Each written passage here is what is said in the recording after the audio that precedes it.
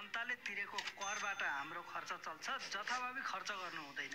राजा वीरेन्द्रको विरोध गर्नेहरू पनि उनलाई भेटेपछि उनका समर्थक बन्ने गर्थे। 2047 सालमा वाम नेता मदन भण्डारीले राजाको विरोधमा चर्को भाषण गरेका थिए। तर राजा वीरेन्द्रसँग प्रत्यक्ष भेटेपछि मदन भण्डारी पनि राजाका समर्थक बनेका थिए।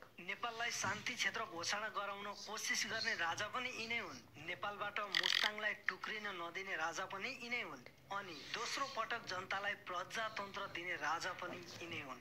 अहिलेका नेता र राजा वीरेन्द्रमा यति फरक थियो कि राजा वीरेन्द्रले कुनै गाडी नपाएर बाटोमा बसेको नेपाली जनता रहेछ र आफू गएतिरै जाने रहेछ भनेदेखि उसलाई आफ्नै गाडीमा हालेर लिएर गएका घटनाहरू छन्। तर अहिलेको समयमा राष्ट्रपतिको सवारीमा रोडमा निस्किने जनताको ढाड खुस्काइएका उदाहरण छन्। वीरेन्द्र वीरविक्रम शाह आखिर कस्ता राजा थिए? Let the Nepalese people to democracy.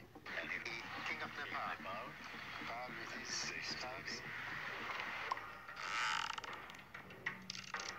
राजा वीरेन्द्रको जन्म विक्रम सम्वत 2002 पुष 24 गते राजा महेन्द्रको सन्तानको रूपमा भएको थियो। राजा महेन्द्रले यिनलाई माया गरेर वीरू नामले बोलाउने गर्थे। यिनले दार्जिलिङको सेन्ट जोसेफ स्कुल, बेलायतको इटन विद्यालय, जापानको टोकियो युनिभर्सिटी र बेलायतको अक्सफोर्ड युनिभर्सिटीमा अध्ययन गरेका थिए। विक्रम सम्वत 2028 माघ 17 गते श्री 5 महेन्द्र वीरविक्रम शाहको निधनपछि वीरेन्द्र वीरविक्रम शाह नेपालका 10औं शाहवंशी राजा बनेका थिए।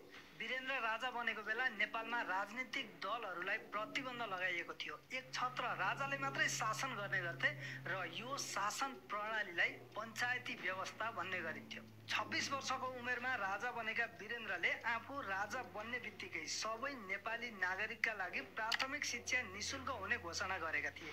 उनी राजा बन्ने बित्तिकै नेपाललाई शान्ति क्षेत्र घोषणा गर्नको लागि पनि प्रोसेस सुरु गरेका थिए। नेपाललाई शान्ति क्षेत्र घोषणा गरिनुपर्छ भनेर राजा वीरेन्द्रले राखेको यो मागलाई भारतले आफ्नो नीति अनुकूल भएन भनेर समर्थन गरेन। तर पञ्चायतको अन्त्यसम्म आइपुग्दा उनले राखेको यो प्रस्तावलाई लगभग 130 वटा देशहरूले समर्थन गरेका थिए। यता नेपालका केही नेताहरूले पनि भारतको दबावमा राजाको यो प्रस्तावको विरोधसम्म गरेका थिए। त्यति बेला कतार, साउदी, उत्तर कोरिया, दक्षिण कोरिया, नर्वे, फिनल्यान्ड लगायतका 49 वटा राष्ट्रसँग कूटनीतिक सम्बन्ध पनि राजा वीरेन्द्रले नै बनाएका थिए। विक्रम सम्वत 2037 सालमा पञ्चायत शासनको विरुद्ध नेपाली काङ्ग्रेसले चर्को विरोध गर्यो। यो देखेर राजा वीरेन्द्रले जनमत संग्रहको घोषणा गरे। त्यति बेला भएको यो जनमत संग्रहमा चाहिँ के थियो भने जनताहरूलाई बहुदल रोज्ने कि पञ्चायत रोज्ने भनेर भोटिङ गराइएको थियो। त्यो जनमत संग्रहमा 55% जनताले पञ्चायत नै ठिक छ भनेर भोट हालेर निर्दलीय व्यवस्था नै रोजेका थिए। राजा वीरेन्द्रले जनतालाई पहिलो प्राथमिकता दिन्थे भन्ने कुरा यहाँबाट क्लियर हुन्छ कि उनले संविधानसँग कुनै पनि राजनीतिक मामिलामा सर्वोच्च अदालतसँग सल्लाह माग्ने गर्थे। राजा बनेपछि वीरेन्द्रले पहिलो विदेश भ्रमणमा विक्रम सम्वत 2030 असोज 26 गते भारत गएका थिए। भारतको गणतन्त्र दिवसको अवसरमा पनि यिनलाई प्रमुख अतिथिको रूपमा बोलाइएको थियो। त्यति बेलाको यो भिडियोले प्रष्ट हुन्छ कि नेपालको इज्जत त्यति बेला भारतमा जाँदा कति धेरै हुने गर्थ्यो। सुन्दर घोडे, सजिले घोडे सलामी मंच की ओर आते हुए राष्ट्रपति अंगरक्षक नेपालका राष्ट्रध्वज। विक्रम सम्वत 2040 मा वीरेन्द्रले अमेरिकाको राजकीय भ्रमण गरेका थिए। तत्कालीन अमेरिकाका लागि नेपाली राजदूत डाक्टर भेषबहादुर थापाको पहलमा भ्रमण भएको थियो।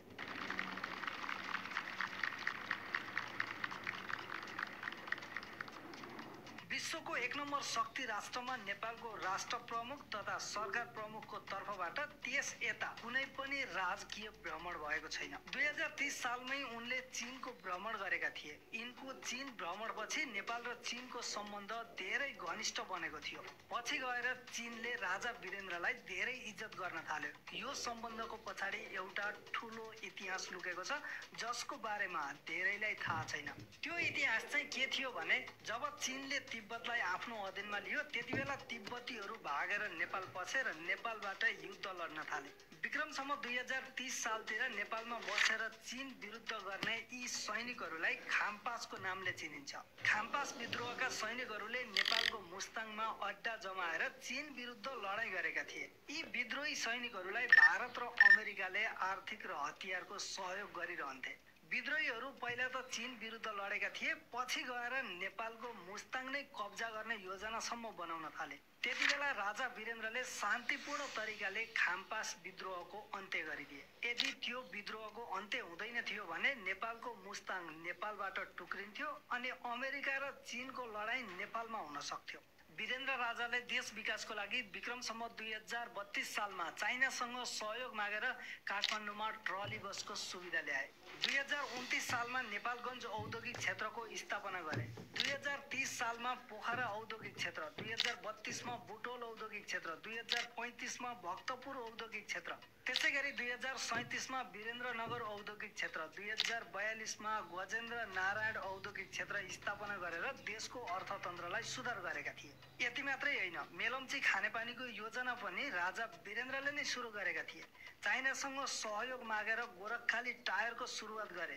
नेपालमा बनेको यो गोरखखाली टायरले भारत, श्रीलङ्का र बङ्गलादेशसम्म बजार बनाउन सफल भएको थियो।